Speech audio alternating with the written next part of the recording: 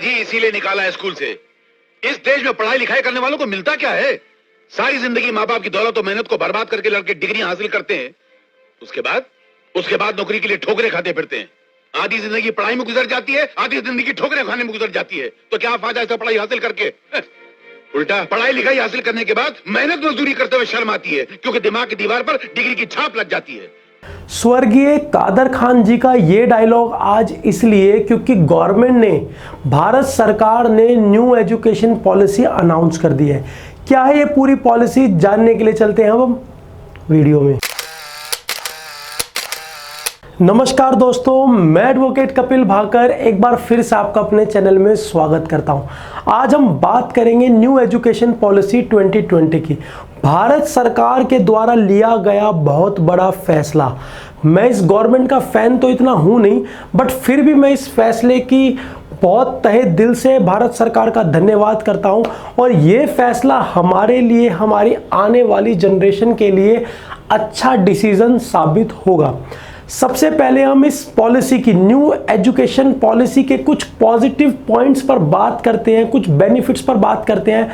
इससे आने वाले टाइम पे स्टूडेंट्स को, खासकर जो मेरे स्टूडेंट्स हैं, पिछले 8-10 साल से मैं बच्चों को प्राइवेट ट्यूशन देता आ रहा हूं, तो बच्चों को ये वीडियो ज़रूर देखनी चाहिए और उनको क्या क्या बेनिफिट होने वाला है। नंबर 1 बेनिफिट, सबसे पहले इस पॉलिसी के अंदर आर्ट्स, कॉमर्स और साइंस स्ट्रीम को बिल्कुल हटा दिया गया है। पहले क्या होता था, पहले जो ओल्ड सिस्टम में क्या होता था, मतलब पेरेंट्स की भी साइकी ऐसी होती थी कि साइंस वाला बच्चा जो है वो अपर क्लास और कॉमर्स वाला बच्चा मिडिल क्लास और आर्ट्स वाले बच्चे बिल्कुल गए गुजरे। इन्होंने इस पॉलिसी को बिल्कुल रिप्लेस कर दिया है। अब आपकी नई पॉलिसी आई है जिसके अंदर आप 8th क्लास में अपने सब्जेक्ट चूज करोगे। मैथ लेके आप हिस्ट्री भी पढ़ सकते हो, फिजिक्स के साथ आप पॉलिटिकल साइंस भी पढ़ सकते हो। बच्चा अपने सब्जेक्ट अपने आप चूज करे। बच्चे को जिसमें इंटरेस्ट हो वो अपना मेजर और माइनर सब्जेक्ट अपने आप चूज करे। अगर किसी बच्चे को पॉलिटिकल साइंस में बहुत ज़्यादा इंटरेस्ट है तो वो पॉलिटिकल साइंस को मेजर सब्जेक्ट चूज करे और आपका हिंदी या इंग्लिश को वो माइनर सब्जेक्ट चूज करे, उसको कोई प्रॉब्लम नहीं होगी। सेकंड बेनिफिट मैं आपको बताना चाहूंगा, जो 10+2 का हमारा ओल्ड सिस्टम था उसको रिप्लेस कर दिया है 5+3+3+4। ये बहुत अच्छा है। हालांकि ये जो वेस्टर्न डेवलप कंट्री है वहां से ऑप्ट किया है, बट ये बहुत अच्छा है बच्चों के लिए। इसमें आपका क्या होगा, बच्चे के साथ आपकी जो पहले बच्चे की पढ़ाई जो वो 6 ईयर की एज से शुरू होती थी, जब बच्चा फर्स्ट में आता था। यहाँ पे जो पढ़ाई आपके बच्चे की वो एज 3 से स्टार्ट हो जाएगी। जो बच्चे को लर्निंग स्किल है उसको एज 3 से उसको हम लोग स्टार्ट कर देंगे। जब बच्चे की एज 3 साल हो जाएगी तो 3 साल से लेके 6 साल तक की एज में जो बच्चा है वो अपना प्ले स्कूल, प्री स्कूल में जाएगा। 6 साल का बच्चा फिर आपका फर्स्ट में एडमिशन लेगा। 6 to 8 तक की एज में जब बच्चा फर्स्ट और सेकंड करेगा, उस स्टेज को बोला है इन्होंने फाउंडेशन स्टेज। फिर उसके बाद आपका जो बच्चा 3rd, 4th, 5th में नेक्स्ट 3 ईयर के लिए आपका बच्चा प्रीपरेटरी स्टेज पे आ जाएगा। जहां तक प्रीपरेटरी स्टेज तक बच्चों को स्कूल में बैग ले जाने की भी जरूरत नहीं है।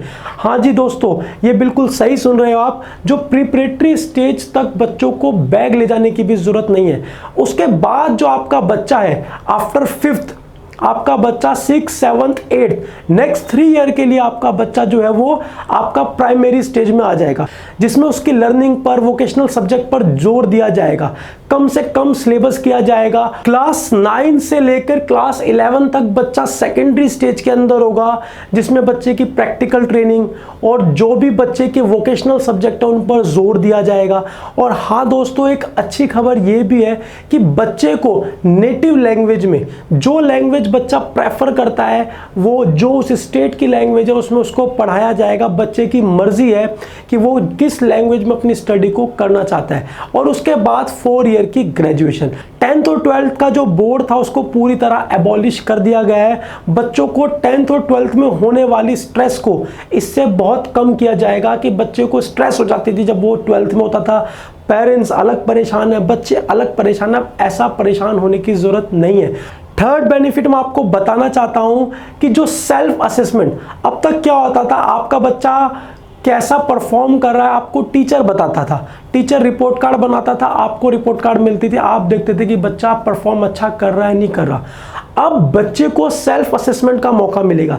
जब बच्चा चॉइस अपने सब्जेक्ट अपनी पसंद से कर रहा है तो उसको सेल्फ असेसमेंट का पूरा मौका दिया जाएगा।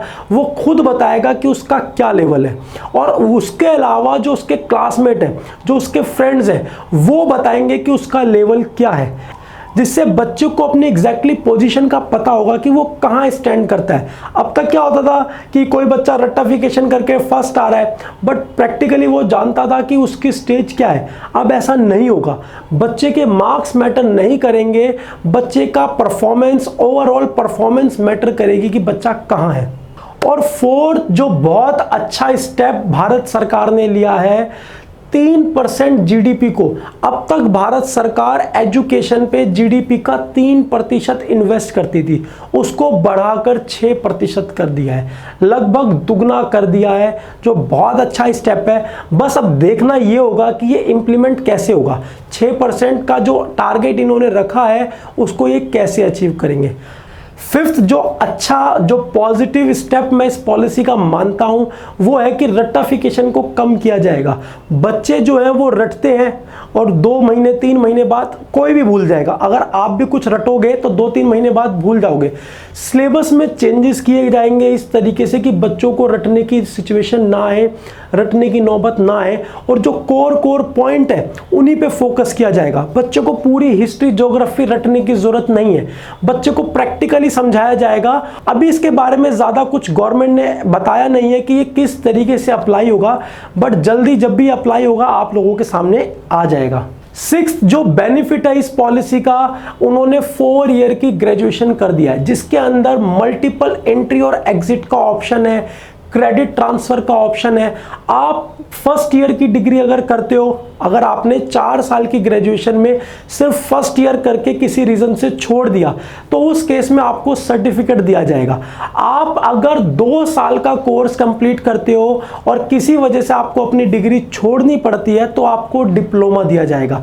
अगर आप 3 साल अपने कंप्लीट करते हो ग्रेजुएशन के और आपको किसी वजह से उसको छोड़ना पड़ता है तो आपको बैचलर की डिग्री मिलेगी। अगर आप पूरे 4 साल की डिग्री अपनी कंप्लीट करते हो तो उसके बाद आपको बैचलर रिसर्च की डिग्री दी जाएगी, जो बहुत अच्छा है। और सबसे अच्छी बात क्रेडिट ट्रांसफर पॉलिसी है। आपने जितना क्रेडिट इकट्ठा किया है और आपने अगर कोर्स को बीच में छोड़ दिया, जब आप कंटिन्यू करोगे तो वो एज इट इज आपका क्रेडिट बना रहेगा और आप नेक्स्ट पढ़ाई कर सकते हो। अब तक क्या होता था कि एक लिमिट होती थी 5 या 6 ईयर, जब बच्चा एडमिशन लेता था तो 6 साल तक उसकी वैलिडिटी होती थी। अब ऐसा 6 ईयर वाली वैलिडिटी का कोई सीन नहीं है। आप जब मन चाहे कोर्स को ड्रॉप कर सकते हो और आपका जब मन करे आप उसको रिज्यूम कर सकते हो, आपका कोर्स वहीं से रिज्यूम हो जाएगा। 7th जो बहुत अच्छी खबर है, जितने भी मास्टर्स कोर्सेज थे उनको 1 साल का कर दिया गया है, चाहे आपका MA हो चाहे MSc हो।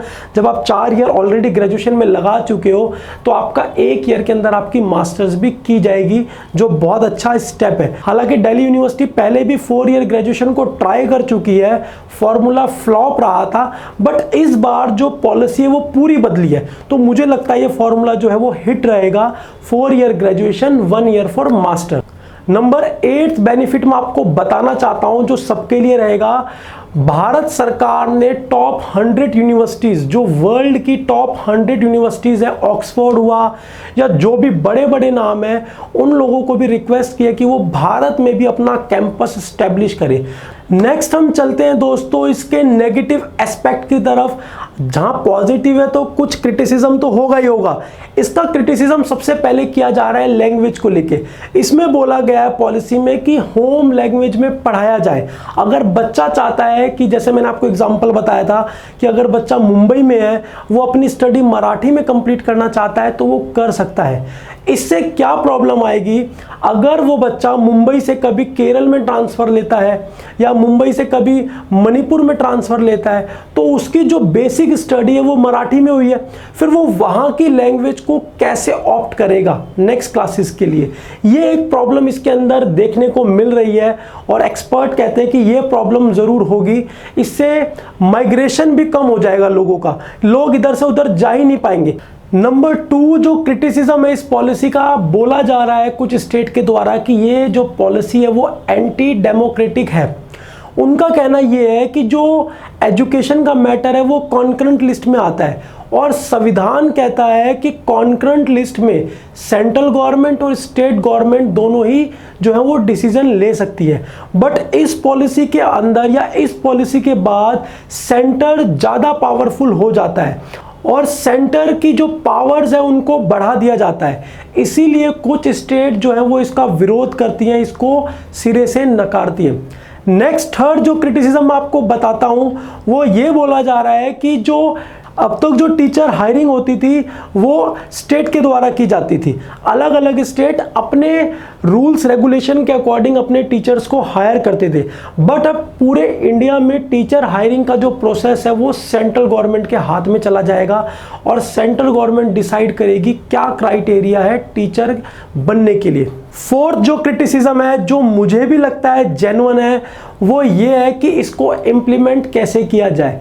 भारत जैसे देश में जहां पर जनसंख्या इतनी ज़्यादा है, यहां पर आप इस पॉलिसी को इम्प्लीमेंट कैसे करोगे। यहां पर स्कूल में जो है वो टीचर ही पूरे नहीं है और आप उनको वोकेशनल सब्जेक्ट की ट्रेनिंग कहां से दोगे।